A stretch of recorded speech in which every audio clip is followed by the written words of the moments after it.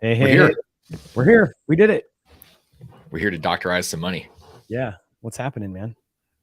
You know what? I'm sitting here in the beautiful red rocks of Sedona and thinking about all the problems of the world, except not as much. It's amazing getting out of the environment where all the problems exist, and then being surrounded by nature really does kind of changes everything, the energy, and it's really happy about being here. And I started thinking about some stuff that I wanted to talk with you about the some stuff that's going on in the economy. I think it's really relevant for us to talk through and figure out and help people flesh out what's going on. Yeah, I love it. Are you ready to go live on Instagram, or are we good there? Yeah. Cool. Let's do that too. Yeah, I'm actually I'm really excited. There's a lot going on right now, man. And we haven't even talked, but I'm guessing I probably have an idea of some of the things you want to talk through. And man, it's just an interesting time for sure. So you should have a Instagram invite. We are joining the room. Cool. Awesome. Yeah, good stuff, man. So what's on your mind? What do you want to jump into? Well, I was thinking about these reports that are starting to come out from the like Deutsche Bank and these things that are predicting a recession, and you're seeing whenever we have these rate increases, it tends to be a predictor of a recession. Like there's only so many rate increases you can have before you slow down the economy, basically trips a wire. And so I started thinking about all the people that are exiting deals, or they're planning deals, they're planning an exit, and anything that somebody's doing, in my mind, it makes sense for them to make sure that they can go right past the recession. Because if we have a recession, which looks more and more likely in the next 12 months, then it's likely going to last 6 to 12 months. I mean, that's typical if we are running historical norms. And so my thinking was, if you're looking at a deal, make sure that deal is going to be good and you can get over like a 24-month period from here. Because if you're trying to exit in the middle of a recession, it may be a disaster. That's such a great point. It's an interesting time too, and I've been listening to, we all obviously have our little echo chambers that we get into, but I've been trying to just get as many opinions as possible because there's so much going on out there. And the thing that I've come to realize is that like finding consensus is really challenging, and then also in the day and age that we live in, just trying to find out what's real too. There's so much propaganda going on right now.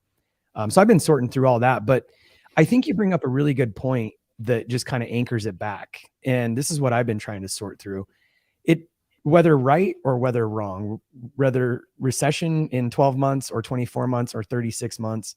I mean, we obviously have to get the best information that we possibly can and make our decision. But really at the end of the day, like, those fundamentals, like you're talking through, do we have to exit in a certain period of time? Do I have to refinance in a certain period of time? None of us control interest rates or timing or what the lending environment looks like or any of that. And so really, I think it's just us making sure that we're looking at fundamentals through the lens of what's likely, what's possible, what's probable. Kind of crazy.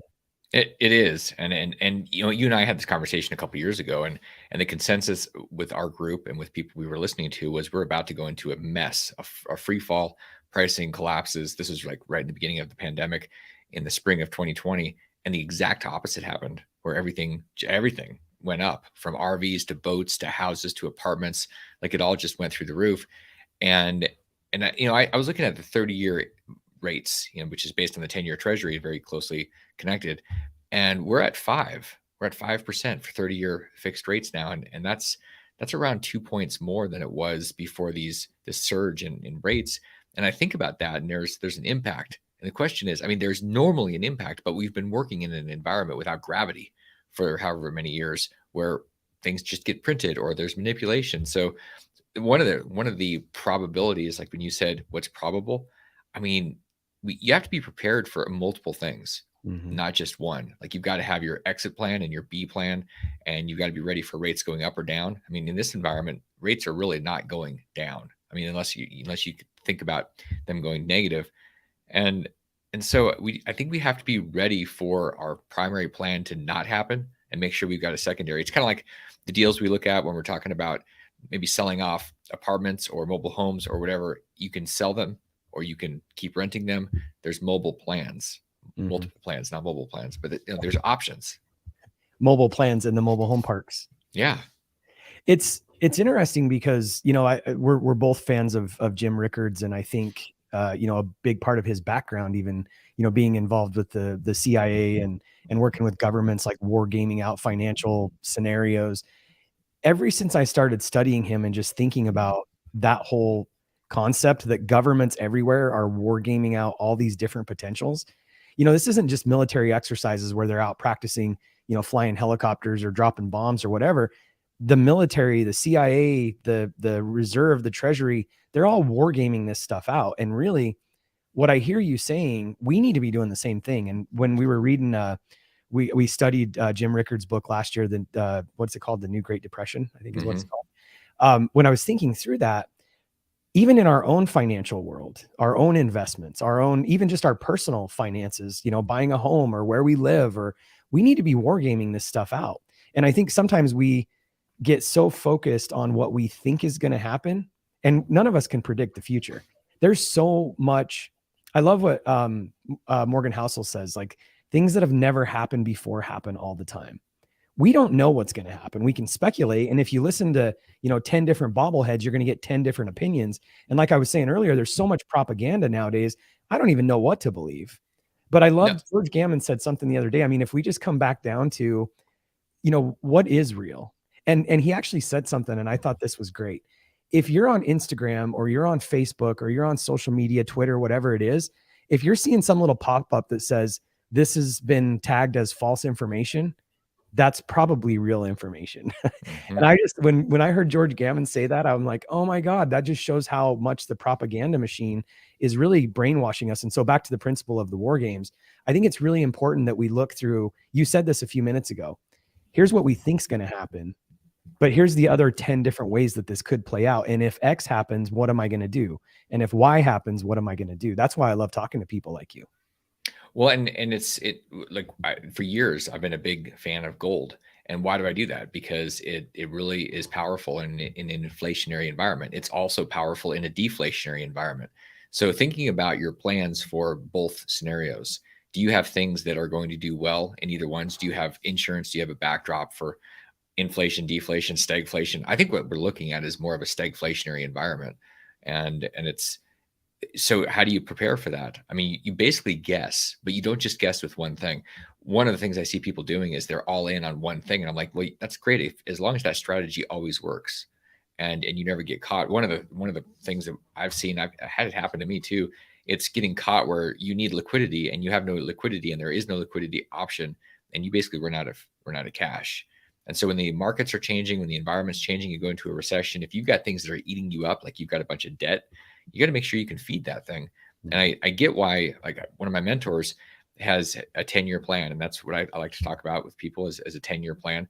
And part of the 10-year plan is to eliminate all the debt.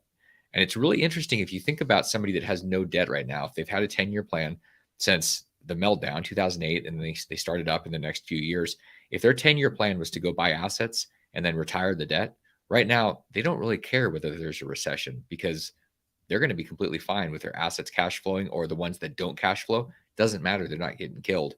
I got crushed in 2008 because I took on too much debt and over leveraged. And when things hiccuped, I couldn't, I tried for about 6-8 months to keep up.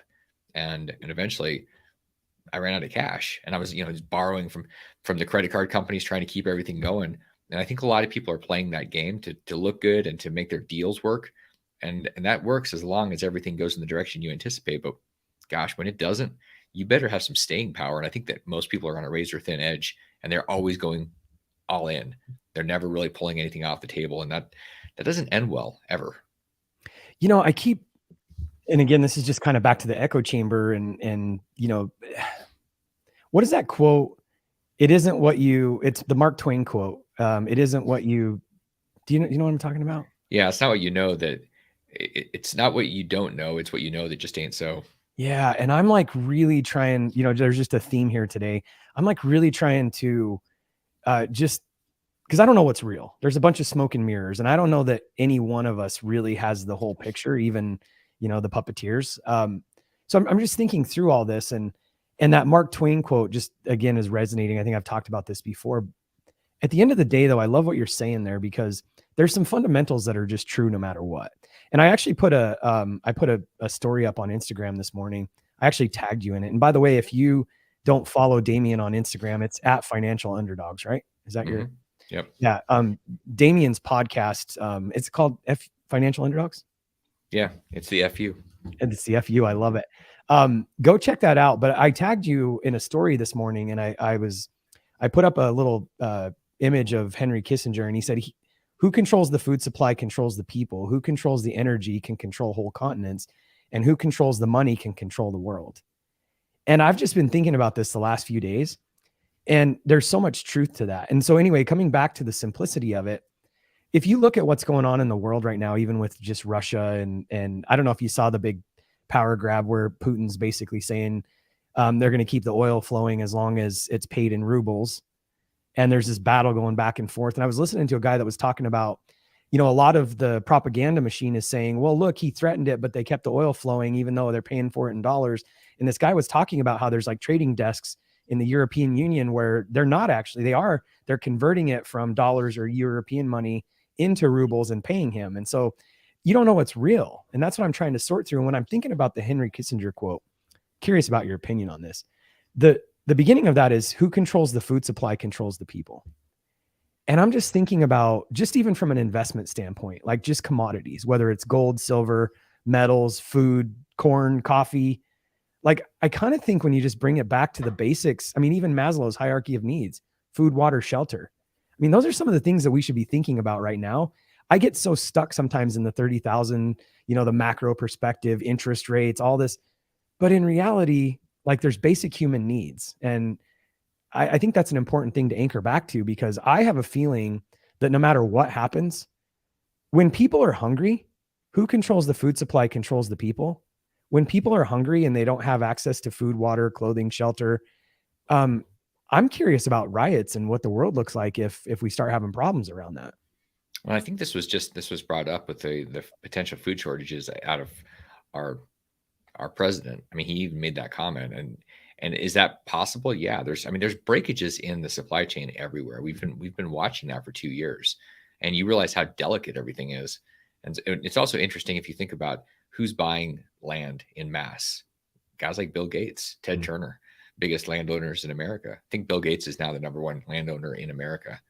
I mean, and then it's like the new gold. I mean, Jim Rogers has been talking about this forever with commodities and having that. The challenge with that is that unless it's doing something, it's just eating you with property taxes, and it's not producing cash flow. And so a lot of people don't think about it, and yet it's a very, very powerful thing. I don't think Bill Gates is necessarily a dumb investor. I think he understands what he's doing. Same with Ted and these other guys. So actual land that can grow things seems like a really smart thing as part of a portfolio and part of a plan B, like our friend Simon Black talks about, the plan B, having the land. And I mean, it doesn't take a lot. It's amazing how much you can produce on I mean, you're a big farmer. I mean, you've got a green thumb, and did it take, acres and acres of, I mean, it didn't take that much for you to be able to grow quite a bit. Yeah, well, I was actually talking with Ken McElroy about this just for perspective. He's got a half an acre that he's going to grow some stuff on. And he's basically teamed up with somebody that's going to like take care of the garden. And then they're going to have enough food to the person that's taking care of the garden is also a chef. And so they're going to have enough food in the garden to supply farm to table stuff for a restaurant. And then Kenny will still have enough produce from a half acre to feed his family, like for the whole year or something like that. And so, and that's an extreme example, because not only is it feeding him, it's potentially feeding restaurant and all kinds of other things. But yeah, you don't need a ton. And we probably don't need to be fully sustained on our own either. It's probably just supplementing or, making sure that we're prepared. But it's interesting because I think that if you just come back to, again, shelter, food, metals, things that are real, it's probably a great place to be parking some cash. That's what I was really getting at. And I don't know, what's your thoughts on that? You're a gold and silver guy. Well, I mean, one of the things I look at is how disconnected we are from reality with everything. And and I think we're part of the reason there's so much anxiety and so much stress is because we're chasing every shiny object, and we're thinking that more money or more cash flow or like all these things are going to be the key to our joy or happiness or stability. And when you start grounding down into the basics, it's about relationships. It's about real things. Like gold is real, paper dollar is not real. When you look at farmland, that's part of our experience every day. It's food. So getting some of these basics, we've shifted past the basics and we trust a system that's very vulnerable. And so if we can start connecting to things that are real, I think it calms everything down. And in fact, I think it takes a lot of the pressure off of the more need. The more stuff will make me secure. I had that for many, many years where I thought if I have more money or I have more guns or more whatever, then I'll be safer, I'll be secure. And the truth was it was never real. It was just an illusion. So more was always going to be the need, and there was never going to be the solution was impossible.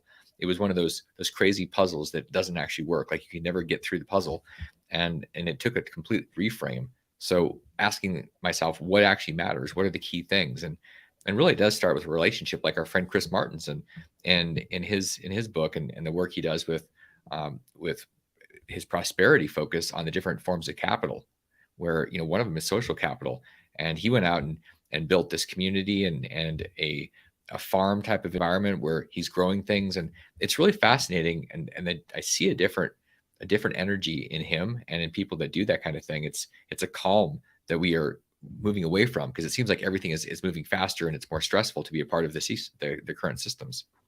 I put a podcast up yesterday about problems, and I think everybody has problems. It's just how you work through it.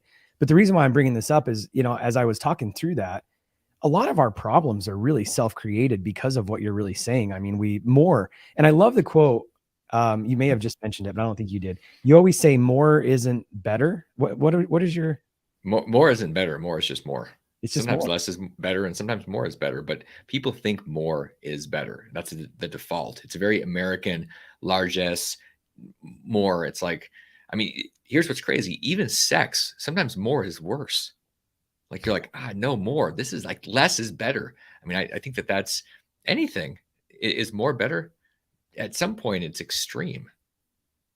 That makes a lot of sense, actually. There was a thread going on in GoBundance recently about the fisherman. Did you see that?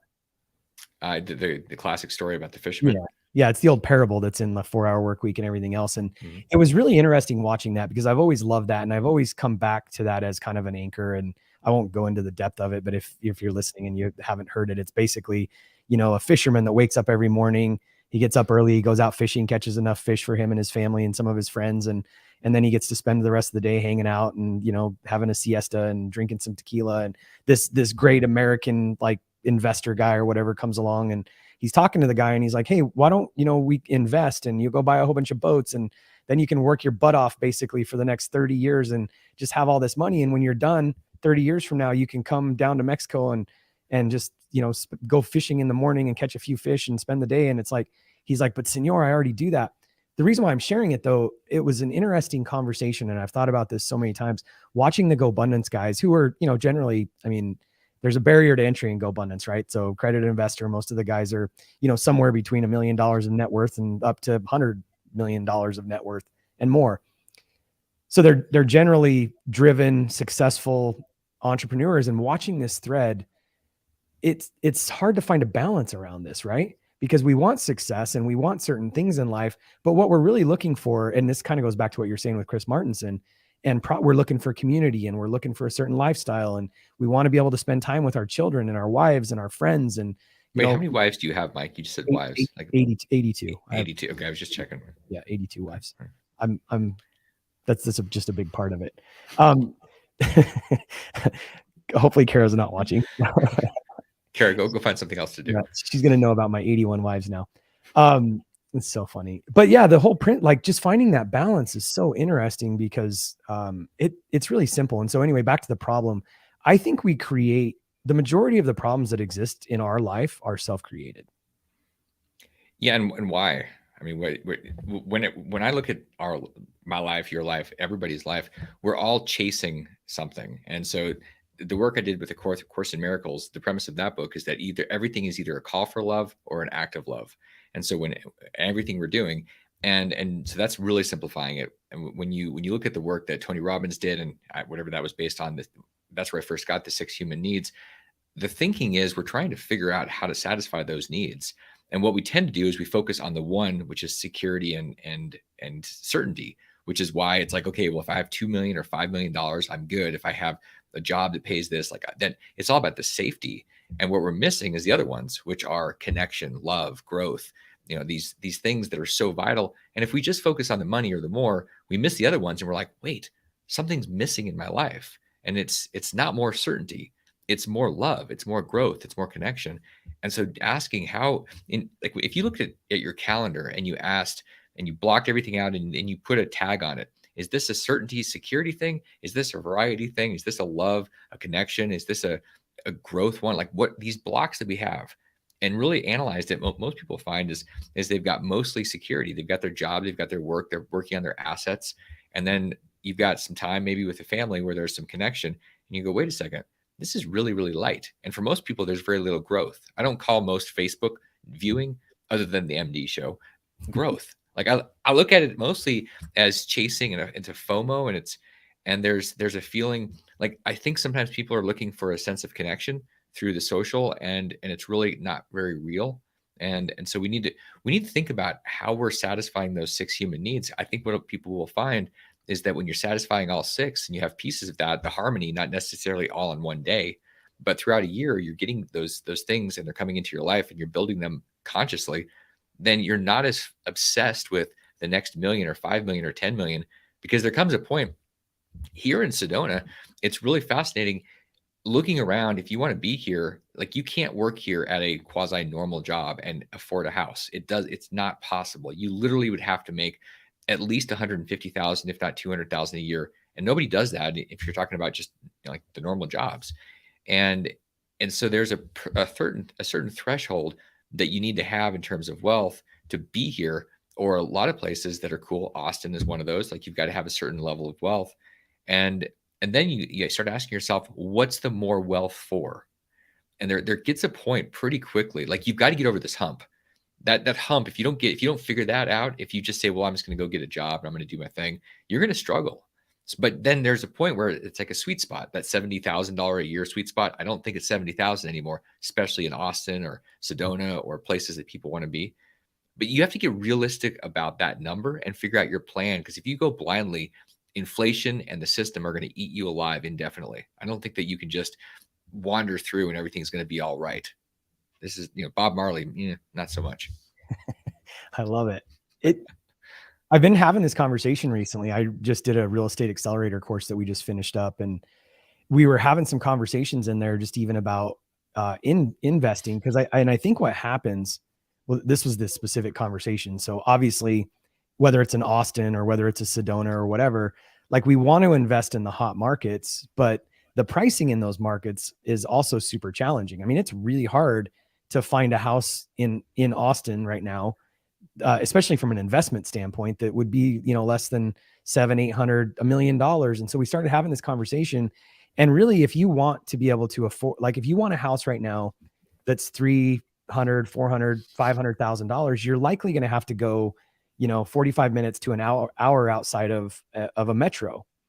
And so you're going into these tertiary markets, which makes a lot of sense. I mean, from an investing standpoint, that's where the people that want affordability are going. They're moving 45 minutes to an hour outside of cities, which isn't necessarily anything new, other than it compounds, like you were just saying, with inflation and everything else.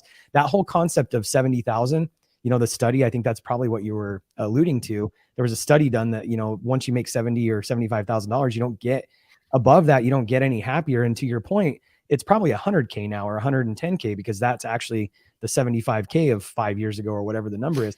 But even so, bringing it back to what I was getting at here, I'm hearing all these conversations about, people saying people just don't want to work and everybody's sitting at home on the couch collecting checks. And I've been trying to reconcile this. Is that true? Because I don't know anybody that's just sitting on the couch collecting checks and doesn't want to work. But what I do think is true, there's probably plenty of people doing that. What I think is more true is somebody that's going to work at Starbucks or a restaurant that can't get help. They can't get cooks. They can't get waiters. You can't get people to work. Let's just use Starbucks. Well, to your point, they have to drive 45 minutes to the Starbucks that's in downtown Austin to make $15 an hour, $18 an hour. Like, when you look at the price of fuel and the cost of everything, like, why the heck would somebody drive that far to come to work at a Starbucks in downtown Austin? They wouldn't, especially when there's a Starbucks in New Braunfels where they live. I just don't know how this all comes together and reconciles. I don't either. I'm seeing it in spades. One of the things I found here in Sedona, and this is, I mean, whether it's Austin, Sedona, Nashville, uh, Newport, whatever, like it's all over the place. I was talking to some people, and there's a lot of restaurants that are no longer walk up. They're only reservations, or they're only doing certain days. They're not open every day, or they're just closing down. And so a friend of mine has one of the spots in town that I happen to love. And big shout out to local juicery. And we were talking about the challenges. And I said, it's really weird. I was trying to go to a restaurant and they said no walk-ups. And I'm thinking, oh, it's you guys are becoming yuppity because all the Californians are coming in here, and maybe that's it has to be reservations. It wasn't. It was literally because they didn't have the staff to do bar service and to run people out. They had to start narrowing down what they could handle. And I go, oh, that's interesting. So my buddy says, yeah, I mean, we're having a problem. In fact, he has a restaurant that is on the verge of opening. It's built out, it's ready to go. He goes, I don't know that we're even going to open it ever because of the labor shortage. To what you're talking about, the people that work at his place and most of the staffing here, they live 45 minutes away. And so the question, and you know what's wild is the average person that's working at these places, they have to be making over $25 an hour for them to hire people. So you think about that. This idea of $15 minimum wage, you couldn't get anybody to work in these places for 15 bucks. It is literally impossible to get somebody to come over here because the cost of getting here with fuel and everything, driving an hour and a half two ways, you think about how much fuel that could easily be $20 worth of fuel. And so you start looking at that and you go, do I want to do this? And adding the hour and a half. And so it makes you really start questioning the system. Like, what do we do with that? How is this sustainable? And then you have laws like in Arizona, there's a law that's in the legislature right now that would restrict by every location. It's basically a Sedona target where it would restrict the number of short-term rentals because that has screwed up the market. And my free market, our friend, like our friend Hans would say, get the government out of it, and let the market happen. Okay. That's interesting. Except if every house is able to be a short-term rental, then you have no ability for people to live and work in the same area. And you also don't have long-term rentals, and you have it. So you have to start thinking about this quality of life. The free market doesn't necessarily always make everything joyous and perfect. It actually is. It's pretty destructive. Like, it's great you can be here, and then you can't go in and eat anywhere because there's nobody to work. Like, it's there are consequences for some of the stuff that's going on, and that's why we have to be thoughtful about all the disruption for technology, the Ubers, the Airbnbs, like these things that came out of nowhere. And the crypto space right now, the big Bitcoin event is happening in Miami, started today. That is going to disrupt the entire financial system, and people act as if it's not, like these banks. And right now we have an opportunity to get in front of it, or we can sit there and wait and it'll drive over us. I'm thinking about technology and just thinking about, the Price of Tomorrow, that book, the Price of Tomorrow, and just that whole concept. And, I mean, just even thinking about Sedona and restaurants and the problem, the challenge, I mean, automation has to just disrupt a lot of that, because if we can no longer, my brain goes two ways with this, because I came from a gold mining community in Elko, Nevada. I lived there for 27 years, and it's in the middle of nowhere, and they've always had challenges finding labor.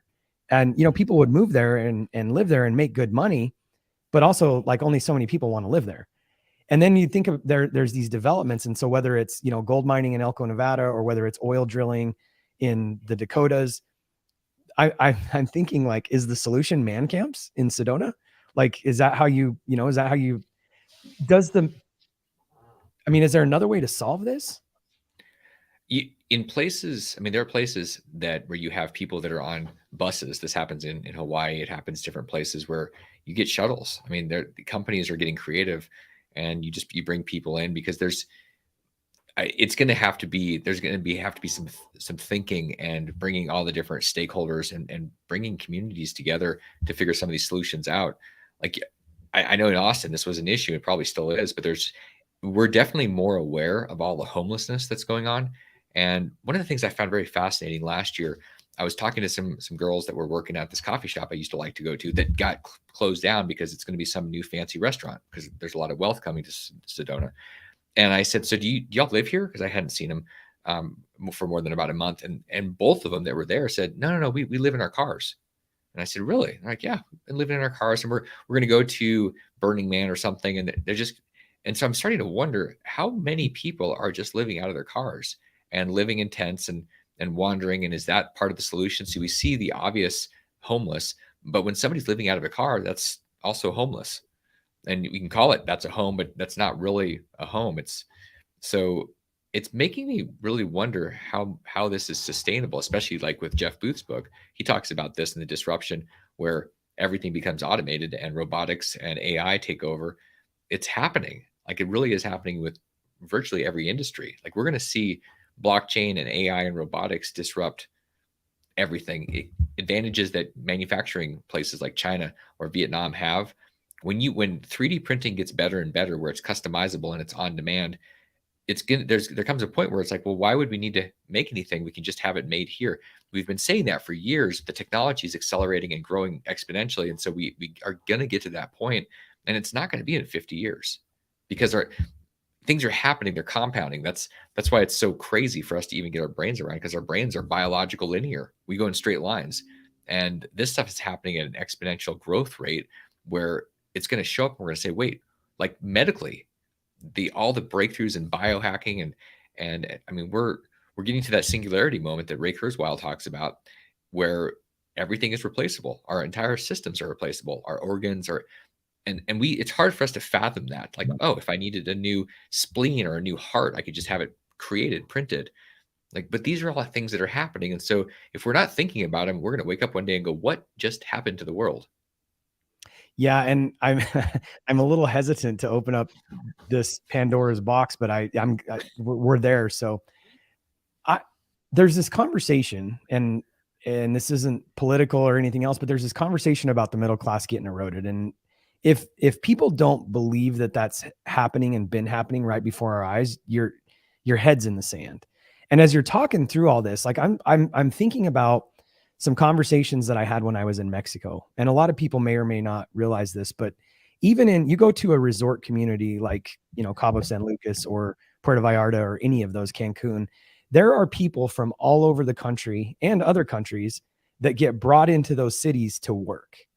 And it's the same problem. So I was having a conversation specifically in Cabo San Lucas. If you spend some time talking to the people at a resort community, you're going to find out that they're from all over the country and they're workers, and they can't afford to live in Cabo San Lucas. It's too expensive. So where do they live? They live in workforce housing. And workforce housing was a version of what I was talking about with the gold mines or, oil industry or whatever. The middle class is this is all happening right before our eyes. If you're making 15, 20, even $25 an hour, like that's not sustainable at this pace. That's not a great, that's really challenging. When you look at the cost of goods and services and the way that inflation's going up, I mean, 7, 8, 9%, which I don't think is even real. And you're looking at the amount of dollars that are being printed consistently. I mean, this isn't stopping. This is a big problem. And so this is what I was saying. This was the Pandora's box. I've heard this for years. And again, coming from Elko, Nevada, the gold mining community, it is really, really hard to find good, talented labor. So the conversation of, like immigration and people taking our jobs, and I'm not taking a stance on this. What I'm saying is that if you don't want to work for a certain dollar amount, then you've got to figure out how to change that process. You got to figure out how to become worth more. I don't think the conversation, like a Dave Ramsey conversation of, yes, we need to cut our expenses, but the reality is if you're going to save $2.50, which is now probably $5 a day on a latte, that's not going to solve the problem, because that $5 latte is just a small percentage of the real issue. We have to figure out how to educate ourselves and create more revenue, create more income in our world through investments, which is kind of what we started out with today. But the reality is if somebody doesn't want to work for $15 an hour, somebody else will. The fact that we can't get that labor is a real challenge, but humans will solve that, just like they did in Mexico and Cabo San Lucas. There's people that will travel from other places and live in workforce housing.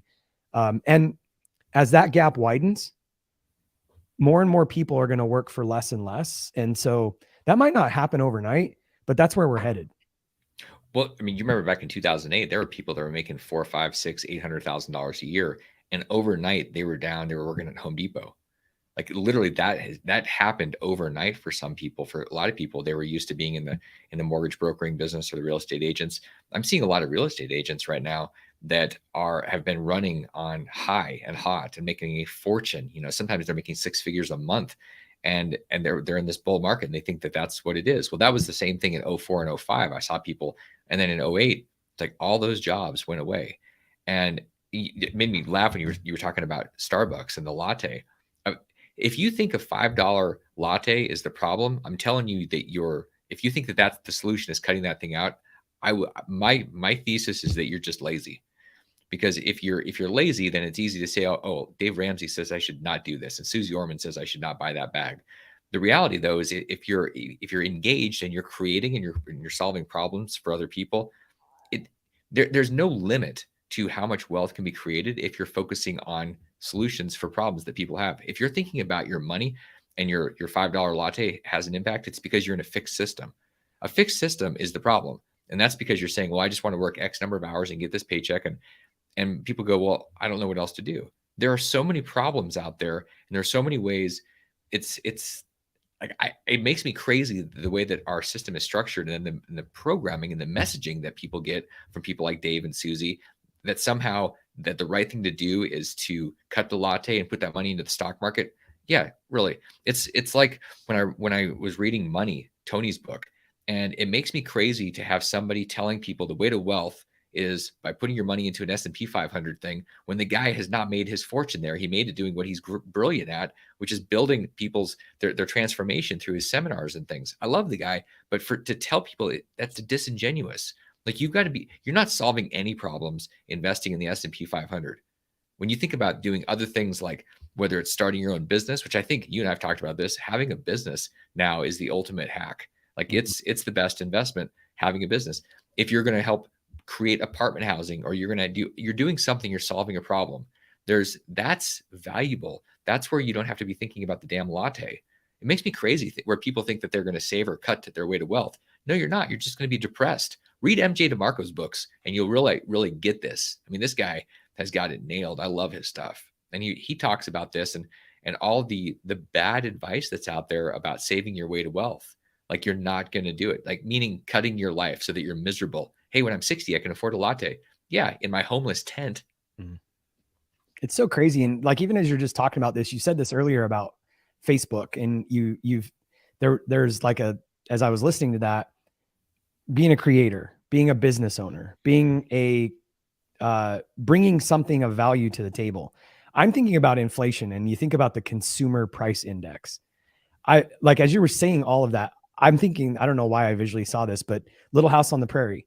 When you think about Little House on the Prairie, they were all creators. Nobody was a pure consumer. I mean, if you look back 150, 200 years ago, everybody basically owned a business of some sort. You were a farmer, you had the mercantile, well, maybe not necessarily owned, but everybody was involved in creating. And I think we are such a consumer driven. In fairness, I think we've been slowly baked into this. Like, I think this is, and I'm not making excuses for anyone, but you've got to pull your head out of the sand and realize that we have to question everything. As you were talking through that whole process, I'm thinking about a conversation that I was having with the kids when we were in Hawaii 2 years ago, right before COVID happened. We literally landed like as COVID was locking down, and we were talking about the phrase, "Who told you that?" And really where it came up was in the story in the Old Testament where Adam and Eve ate the apple and they were naked, and God was like, "Who told you that?" Because they didn't know that they weren't clothed until they were awoke, right? Until they became woke. Hate to use that term, but who told you that? That's what God basically said to them, was, "Who told you that?" And I think we have to question everything that we've ever been told. We should, even just back to the propaganda machine and news and where we're getting our information, we should be questioning everything, because it's all smoke and mirrors. I mean, half the time I think we're living truly in a hologram. Like, what the hell's real here? And when you were talking about all that, like, just even again, our whole inflation's measured off the consumer. It's all about consumption. It's all about spending. And when you're talking about the Wall Street machine and the S&P 500 and Tony Robbins' book, I love Tony Robbins, by the way, but that entire book, number one, changed my thinking around certain things, but also it was like this funnel to wealth advisors, right?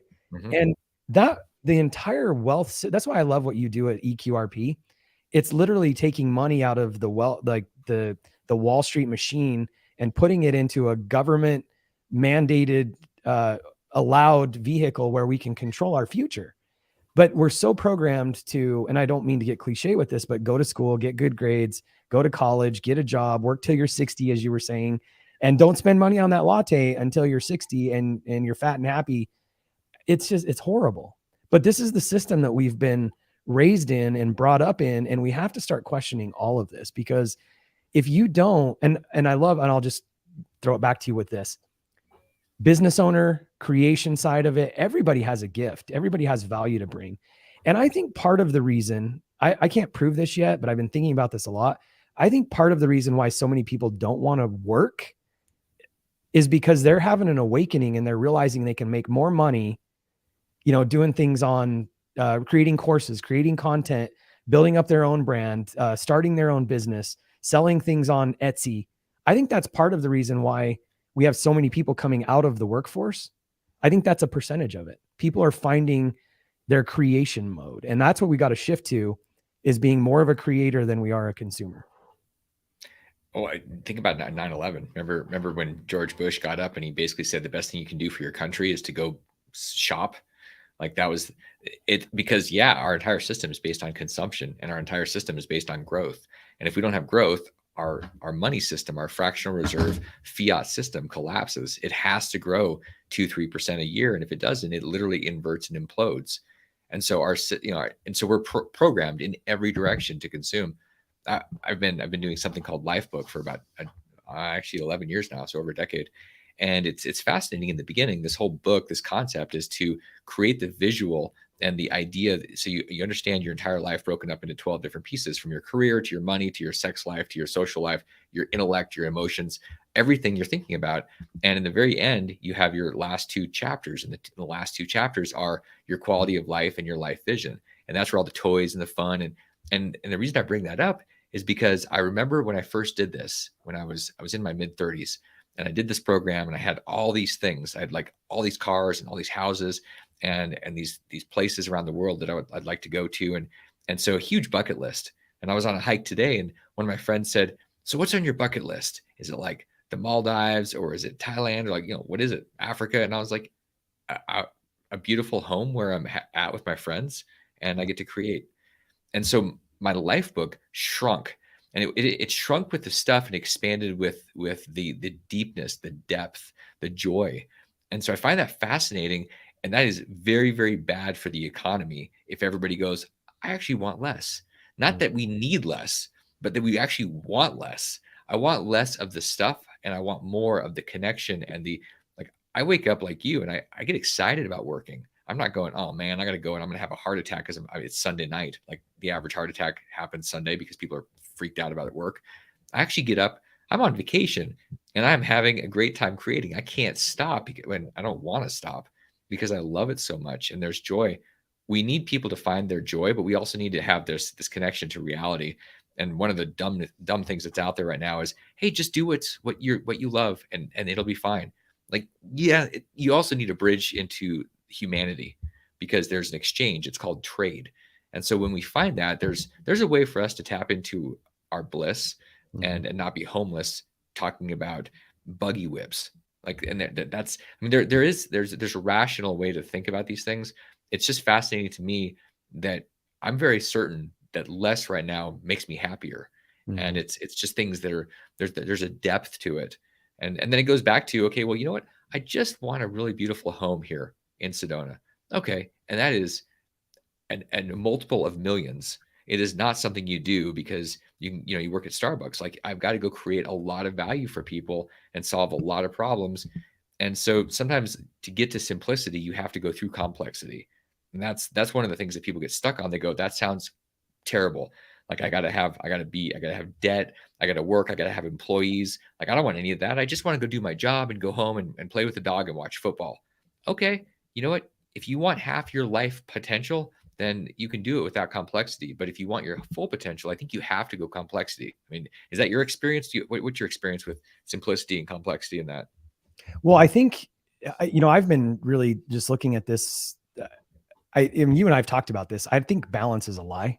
Yeah. A good friend of ours, Kyle, talks about like work-life rhythm.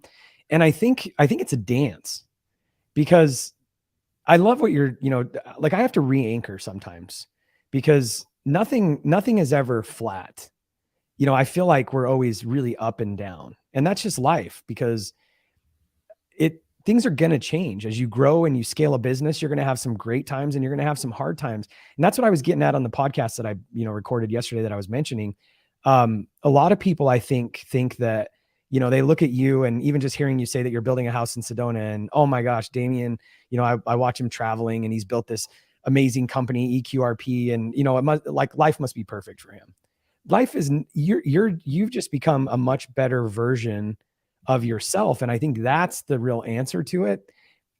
Our life gets more complex, but I think we just have to always keep checking back in and making sure that we're anchoring back to what we really want. And I'll tell you what, I mean, if I really went back and checked the timeline, there's probably 100 times that I was out of balance or out of tune with what I really wanted, or where I was really going. Karen and I were just having this conversation the other day, and she actually told me, she said, don't say that. Don't like bring, because I said, we were thinking about COVID, and COVID was challenging and it disrupted the entire world. It disrupted our businesses and everything, but it was also beautiful, because so many people came together and spent time with their families. And I know it was very disruptive for, certain people too, but we chose, as a family, we spent more time together during COVID. And this is as my kids are becoming adults, right? It was amazing, because I'm like, how cool is this that we get Dylan back home with his girlfriend Hannah, and we got to spend all that time together. Well, recently we had a tragedy, and it's brought our family closer. And so this is what Kara said, don't say that. I'm like, I'll just circle this back to business and complexity and disruption. I don't think we need to have complexity to get us to a place of burnout where we have to regroup. But if you're not cognizant of it, and you're not consistently checking in, and you don't have a good support network and accountability, and maybe values or check-in points, little pillars that you live by, whatever you want to call them, that keep you from getting out of, I guess, just in tune with what you want. It's really just about that. Like, what do you want in life? But to say that, we're never going to get overworked or underworked or whatever. I actually got out of balance to the point where I wasn't working enough. I had lost my passion, because, I had an exit from a business and life was good. And I wasn't producing enough. I had became a complete consumer and didn't even realize it. That's actually one of the most dangerous things, where you switch into complete consumption mode. I don't think it's actually that much fun to be around people that are just in consumption mode. I think that you look at them and they seem lost. I mean, how many times have we run into people that are either trust fund babies, or they had an exit and they're like, I don't really know what to do. Like most of them, and some of them completely figured it out. But I mean, I tried to retire in my late 20s. That didn't really work. And then I see that idea of being done and not working. You're missing the contribution. There's a part of our needs. One of those 6 is contribution. And so you can not be working, and then you can say, well, I'm going to do charity. Well, that's still work, like work that matters for something beyond you. And that was the big switch for me a number of years ago, when I was trying to figure out what I was going to do different after the meltdown, after losing everything plus some millions. Like, asking, what am I going to do? And the biggest shift was, I'm going to go do something external for other people, instead of just figuring out how to make Damion another buck. And that was the biggest shift. And when you think about that, when you think about going to work, if you have a job, if you go work for somebody, your job is to figure out how to do more than you're being paid for. And that's a kind of almost a crazy thing. When I see people showing up at 8 a.m. and they clock out at 5, and they're not bringing anything extra, I go, okay, you know what? Your life is basically flat or declining. Mm-hmm. You've got to be willing to do this stuff after. Jim Rohn says your job is where you make a living. What you do after your job is where you make a life. And most people the living is really just a survival thing. If you want to make a life, if you want to create magic, if you want to have the oh my gosh experience, you have to go beyond just punching a clock and trading your time for money. That's there's such a big shift around that. It's like what you talk about all the time with investing for freedom. It's this is mindset stuff. It's really stepping into whatever you're doing. If you're going to go do apartments, you're going to syndicate, you're a doctor, you have a job somewhere, whatever you're doing. It's like that story about the janitor that died, and they found out the guy had made like $9 million, and it's like, well, what happened? He just was into his thing. He was great at it, and he kept focused. Like we all have the option. Most people choose not to do it, and they're choosing not to do it by just doing something and basically being blind to the opportunity to grow and to expand. Because when you grow and expand, it's like going to the gym. You're going to break things. You're going to tear things. It is messy, and Mhm. that's, I think a lot of people would like to avoid the mess. They just want it simple. And I'm like, yeah, that's not reality. Anything in nature, there is no straight line. It's always messy. Like you don't have an ice age without some pain, and you don't have these cycles in the seasons, the fall, the spring, the winter, the summer. All of them have messiness in transition. Nothing is like this perfect smooth thing. Like there's storms, and it's overly hot and you get sunburned. Like there's all this stuff. And we need to be honest about that, instead of thinking that, okay, once we flip a switch, everything is bliss, and then it'll stay that way. A lot of people are misprogrammed thinking that that's how it should be, and it's a lie. It's yet more fake news. Yeah. It I when you're talking about, just adding more value to the world, we were on a walk the other night. We've been doing walks as a family every night, and Dylan or Tim, one of them, I can't remember which one said it, but they were talking about how rough our ancestors had it. And this might have even been what triggered this thought that I was putting up on the podcast. But if you think about, even just when you're no longer a functioning part of society or adding value, if you look at the old um, civilizations, like literally when a person got to the point where they were so old, they were no longer adding value and they were just taking away from the tribe, like they would walk out and just go die. And I'm not saying that that's what, but imagine that mindset. We have things so good. I mean, as bad as, and I guess this is a generalized statement because I'm thinking about me. We have things so good compared to, like, different times, different seasons. It it's not that hard. And so when you're talking about, that creation energy and the value and just showing up, it's not that hard. Everybody, if you just shift your mindset around it and you just really change the thinking around it, there's so many ways that you can add value.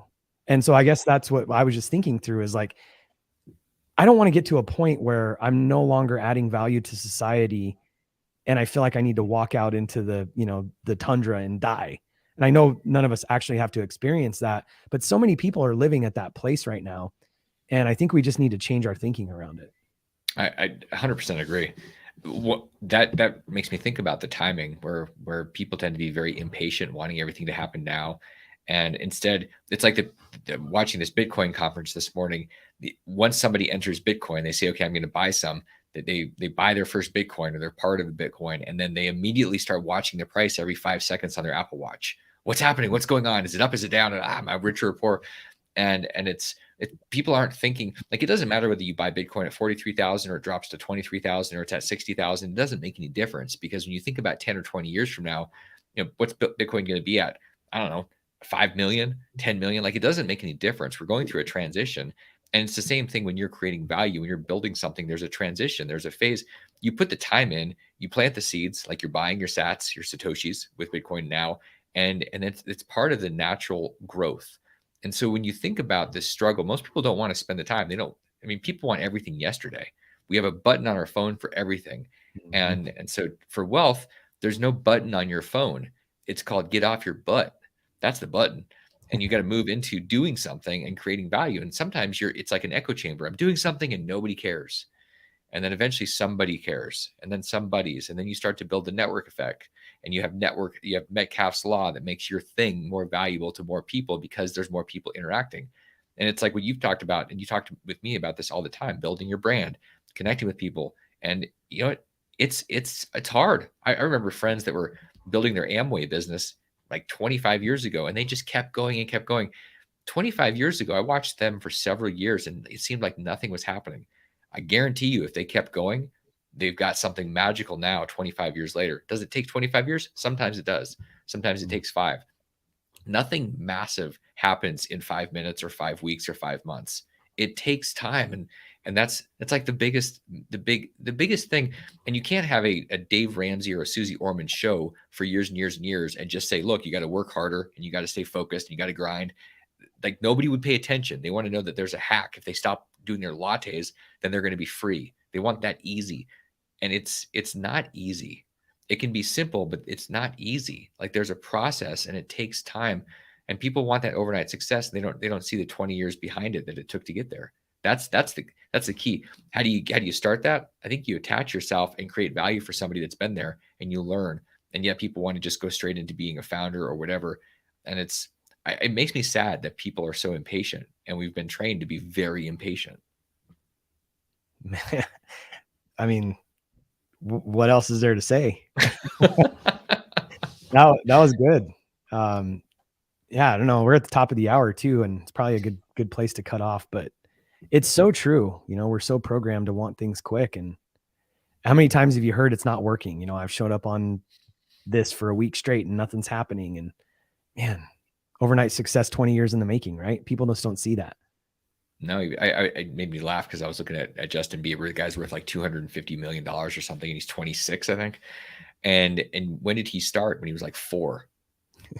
So even when he's like, oh my gosh, this guy's blowing it up. He's 16, 17 years old whenever, Bieber land happened. And yet that was still 10, 12 years in the making of playing and training and singing and learning. And so it doesn't matter whether you're 16 or 65. There's still a required entrance fee. It's called time and effort. And if you skip that, it's not going to just happen. And if you go, well, I just need the lottery ticket. Okay. And watch what happens if you're not mentally prepared for having the lottery event. You'll get rid of it. That's just, there is a way to create a foundation that's sustainable, but it requires seeding and fertilizing and watering and watching and being in the seasons and freezing half the time and being sun crisped half the time. There is a process that's required. And yet nobody wants to write a book about that, because guess how many people would buy that damn thing? Yeah. 0. Yeah, nobody wants to hear about the blood, sweat, and tears. And yet again, it's the hard shit that you've been through that makes you who you are today. And if somebody tries to shortcut that, you don't have the knowledge and the experience and the emotional and mental and physical fortitude. I mean, it'd be like, me trying to like deadlift 1,000 pounds and they just drop it. I can't. I haven't built up to that. I don't know if anybody has. That might be a bullshit number, but we were actually talking about this, and then I'll let cut it off there. But we were having pizza the other day, and I was with my acupuncturist, and he was talking about doing these gymnastics things and all these different things with rings and different moves. And it wasn't so much the getting to the place where you built up the muscle. It was the tendons and the ligaments that were the dangerous point. And moving too fast, you're going to break things. And when you break those things, it can take a long time. And sometimes it's just plain surgery, like they don't recover. So that's part of like thinking about, if I want to play with the rings, even if you can take steroids and build the muscle, you're still going to break yourself because it's too fast. There needs to be a natural strengthening of all the foundational pieces. That includes your network, your spouse, your relationships, just like everything. If you're going to build your wealth, like all the other stuff has to build too. Otherwise it's not sustainable. And that really, it made me think about that with the tendons and the ligaments and the people that break themselves, like with CrossFit, where they go out there and they're hitting it super hard. I'm like, yeah, but your body wasn't meant to go from 0 to hero in 5 minutes. Yeah. So good. Well, as always, man, I've really, really enjoyed this. It's been good connecting. So always fun. Always good to doctorize with you, brother. Yeah. All right. Let's sign off. All right. See you next time.